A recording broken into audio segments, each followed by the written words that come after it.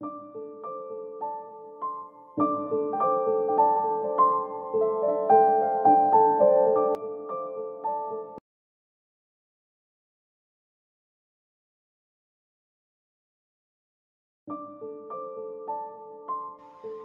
dengan bos, wanita ini jatuh miskin. Afifa, seorang wanita berusia 27 tahun, telah lulus kuliah sekitar 3 tahun yang lalu dan kini bekerja di sebuah perusahaan besar. Saat ia memulai proses melamar pekerjaan, ia menghadapi persaingan ketat dari berbagai kandidat berprestasi, membuatnya merasa sedikit kesulitan. Namun dengan kegigihan dan kemampuannya, Afifa akhirnya diterima dengan posisi yang lumayan. Merasa bahwa ia telah mencapai pencapaian yang memuaskan. Di tengah kesibukan pekerjaan, Afifa menjalin hubungan dengan Fauzan, kekasihnya yang juga bekerja dalam divisi yang sama dengannya. Kehadiran Fauzan seringkali membuat mereka berdua bersama di tempat kerja. Hubungan mereka pun menjadi buah bibir di kalangan rekan kerja dan bos mereka. Sehingga bos mereka memberikan peringatan agar mereka tidak mencampuri urusan pribadi dengan pekerjaan, demi menjaga fokus dan kinerja yang baik, agar tidak berdampak negatif pada hasil kerja dan produktivitas perusahaan. Afifa dan Fauzan menerima nasihat bos mereka dengan bijak. Mereka berdua berusaha keras untuk memisahkan urusan pribadi dan profesional. Mereka belajar untuk membedakan antara hubungan pribadi dan pekerjaan, sehingga tidak ada gangguan yang merugikan dalam lingkungan kerja.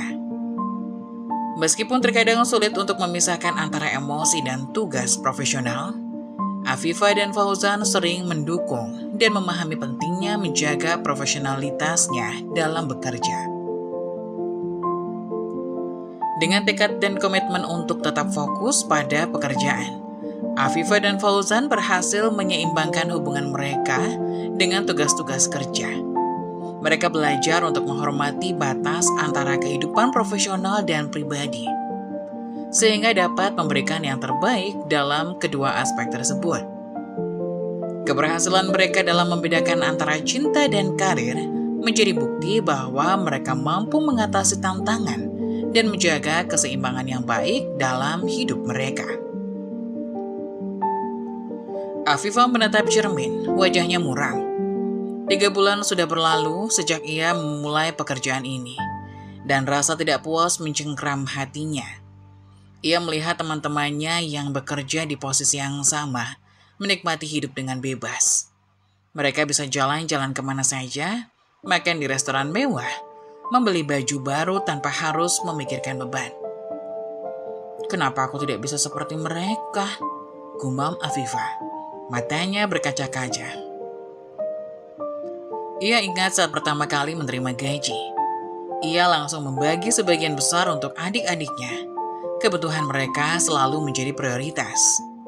Sementara kebutuhan pribadinya seringkali terabaikan. Ia kerap mengalah, memilih untuk makan sederhana, menahan keinginan membeli baju baru, demi memastikan adik-adiknya memiliki cukup uang untuk sekolah dan kebutuhan lainnya. Aku sudah berkorban banyak, batin Afifa. Suaranya bergetar. Tapi kenapa aku masih merasa terkekang? Afifa teringat kembali saat-saat ia harus menahan rasa lapar karena uangnya habis untuk membeli sepatu baru untuk adiknya. Saat ia harus menahan keinginan untuk membeli buku baru karena uangnya sudah habis untuk membayar biaya sekolah adiknya. Saat ia harus bekerja lembur demi mendapatkan uang tambahan untuk membeli obat adiknya yang sedang sakit. Kapan aku bisa merasakan kebahagiaan? Tanya Afifa pada dirinya sendiri. Ia merasa lelah dengan beban tanggung jawab yang begitu berat. Lelah dengan rasa tidak puas yang terus menghantuinya. Ia ingin merasakan kebebasan, merasakan kebahagiaan seperti teman-temannya. Aku harus melakukan sesuatu, tekad Afifa, matanya berbinar. Ia tidak bisa terus-menerus terpuruk dalam kesedihan. Ia harus bangkit, harus berjuang untuk meraih kebahagiaan yang selama ini ia impikan. Afifah menarik napas dalam-dalam, lalu tersenyum. Ia akan mencari cara untuk keluar dari keterpurukan ini. Ia akan mencari cara untuk mendapatkan kebahagiaan yang selama ini ia rindukan. Aku akan membuktikan bahwa aku bisa bahagia, bisik Afifah. Matanya memancarkan tekad yang kuat. Afifah duduk merenung, memikirkan langkah apa yang perlu ia ambil untuk meningkatkan kesejahteraan dan kepuasan dirinya. Ia merasa tertinggal dari beberapa temannya yang sudah meraih kenaikan jabatan, sementara dirinya masih stagnan. Afifah mulai mencari tahu apa syarat-syarat yang diperlukan untuk naik jabatan dan apa langkah yang harus ia ambil untuk mencapainya. Dengan tekad yang kuat, Afifah memutuskan untuk fokus pada beberapa hal yang dianggap penting untuk naik jabatan. Pertama, kinerja yang baik.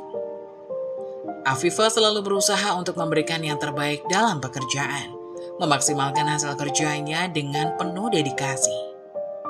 Kedua, tanggung jawab. Afifah tidak pernah mengabaikan tugasnya, bahkan jika itu berarti bekerja melebihi batas waktu yang ditentukan, karena ia percaya bahwa hari esok tidak selalu menunggu. Afifah juga sadar akan pentingnya kemampuan dan kompetensi, pengalaman kerja, pendidikan dan sertifikasi, kemampuan kepemimpinan, reputasi, dan etika kerja dalam meraih kenaikan jabatan. Ia berusaha untuk terus meningkatkan kemampuan dan kualitas dirinya, serta membangun reputasi yang baik di lingkungan kerja. Namun meskipun ia telah menerapkan hal-hal tersebut, Afifah masih merasa ragu apakah itu sudah cukup untuk mendapatkan kenaikan jabatan yang diinginkan. Afifah merasa frustasi dan terbebani dengan pemikiran bahwa teman-temannya tampaknya lebih mudah dalam meraih kenaikan jabatan. Ia merasa bahwa prosesnya tidak semudah yang ia bayangkan, dan mungkin ada hal-hal lain yang perlu ia pelajari atau lakukan untuk mencapai tujuannya.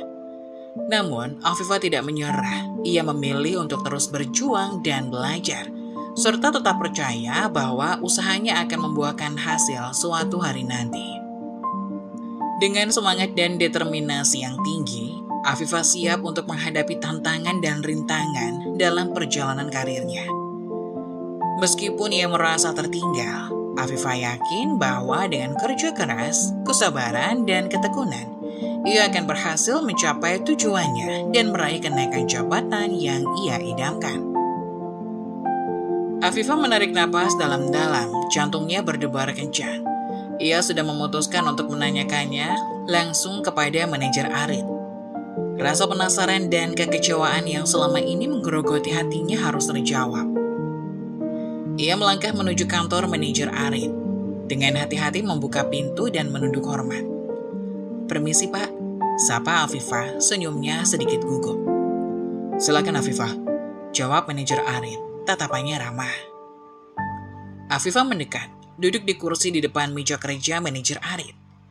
Di atas meja sebuah namtek bertuliskan Arit, manajer, terpasang dengan rapi. Ada apa Afifah? Tanya manajer Arit. Nada bicaranya hangat. Afifah menghela napas, mencoba untuk tenang. Pak, saya ingin bertanya tentang kenaikan jabatan. Katanya, suaranya sedikit gemetar. Manajer Arit mengerutkan kening. Kenapa Afifah? Apakah kamu ingin mengajukan permohonan kenaikan jabatan? Sebenarnya saya ingin tahu Pak, kenapa saya belum naik jabatan. Saya pikir kinerja saya cukup bagus selama ini.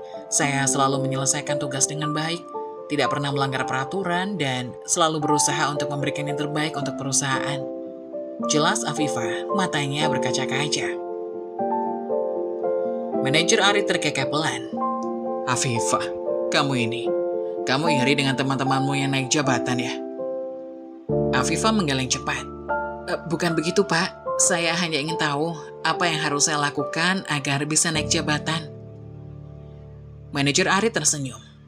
Afifah, kenaikan jabatan itu tidak hanya ditentukan oleh kinerja yang bagus, ada banyak faktor yang dipertimbangkan, seperti pengalaman, kemampuan kepemimpinan, dan keputusan dari pihak HR.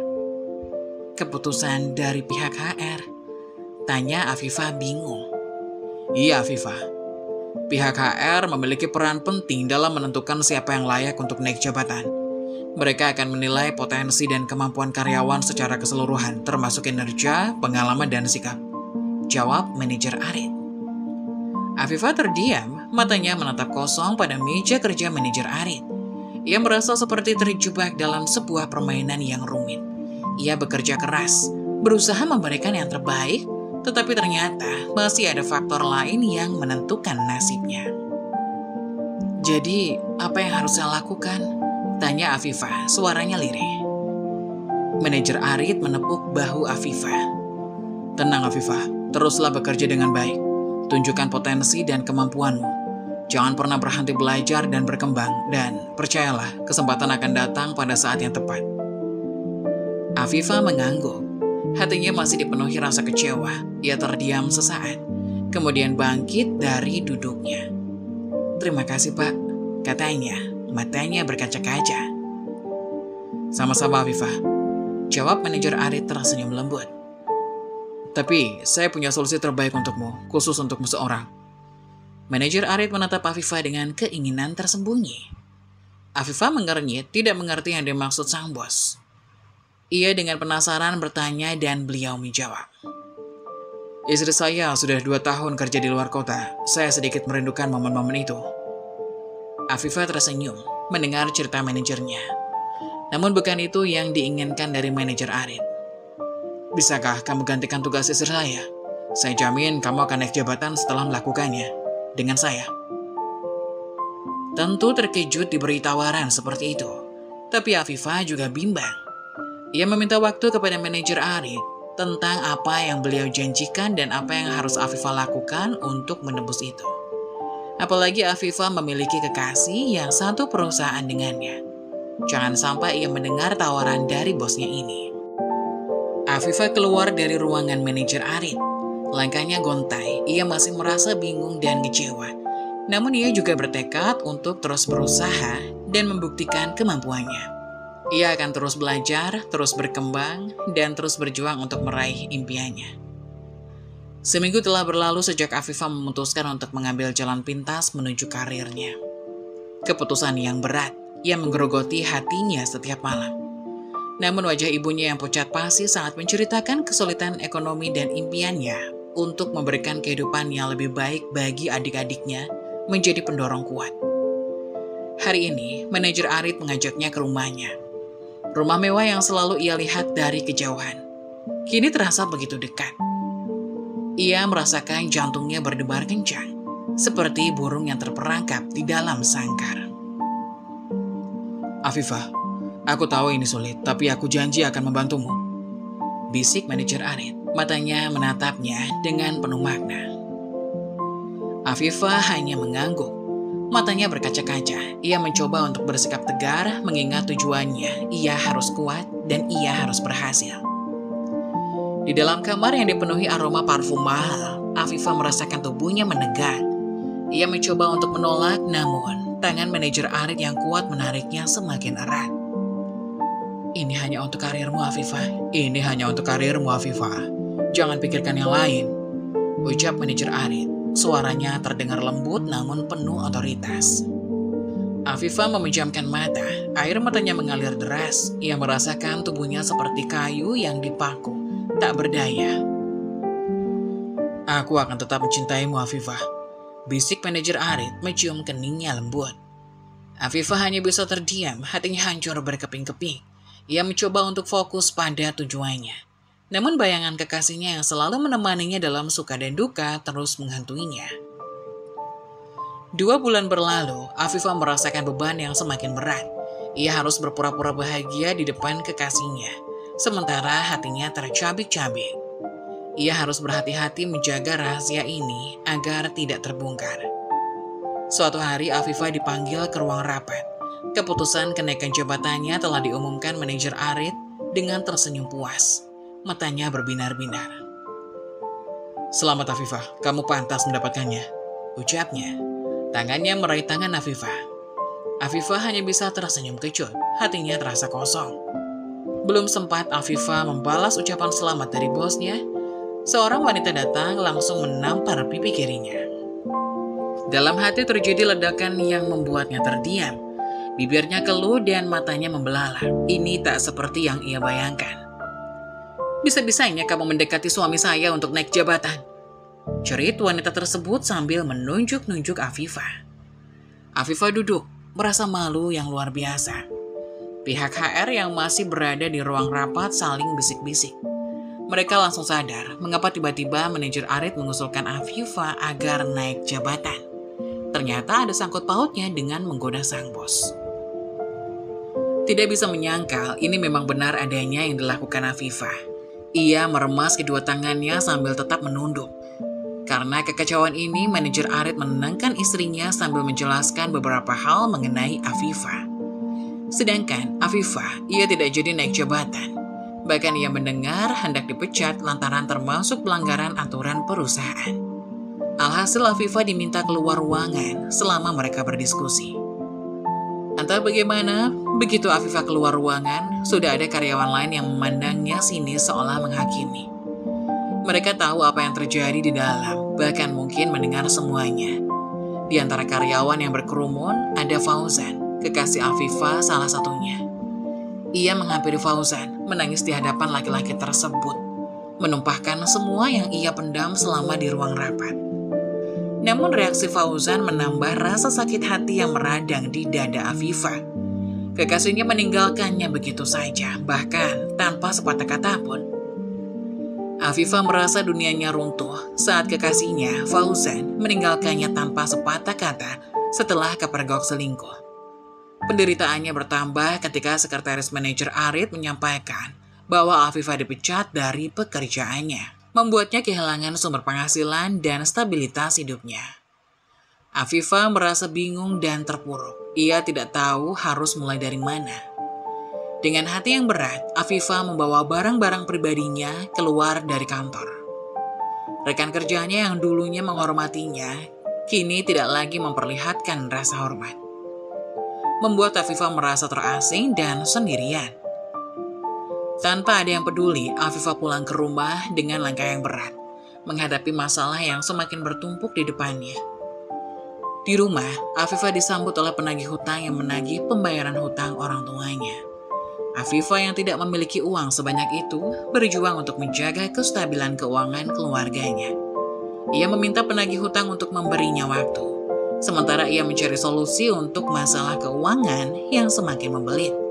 Afifah bertemu dengan kedua adiknya yang masih duduk di bangku SMP. Dengan terseduh-seduh ia meminta agar kedua adiknya untuk tidak melanjutkan sekolah karena tidak punya biaya. Awalnya kedua adiknya menolak, namun mereka akhirnya memahami kondisi keluarga mereka dan memilih untuk mendukung keputusan Afifah. Mereka berdua tidak lagi berangkat sekolah, menyadari bahwa situasi keluarga mereka membutuhkan perhatian lebih dari sebelumnya. Untuk mengatasi masalah keuangan, Afifah menjual rumah peninggalan orang tuanya. Uang yang dihasilkan dari penjualan rumah tersebut direncanakan untuk membayar hutang orang tuanya dan membeli rumah yang lebih murah. Namun, masalah tidak berhenti setelah rumah terjual. Afifah masih menghadapi kekurangan uang untuk kebutuhan sehari-hari, membuatnya merasa lebih miskin dari sebelumnya. Afifah menyesal karena kurang bersyukur dengan kehidupan yang dimilikinya sebelumnya. Kehilangan segalanya membuatnya menyadari pentingnya bersyukur atas apa yang dimiliki dan menghargai setiap momen kehidupan. Meskipun menghadapi kesulitan yang besar, Afifah tetap berjuang dan berusaha untuk menyelesaikan masalah satu persatu. Dengan harapan bahwa suatu hari nanti, keadaan akan membaik dan kehidupannya akan kembali stabil dan sejahtera.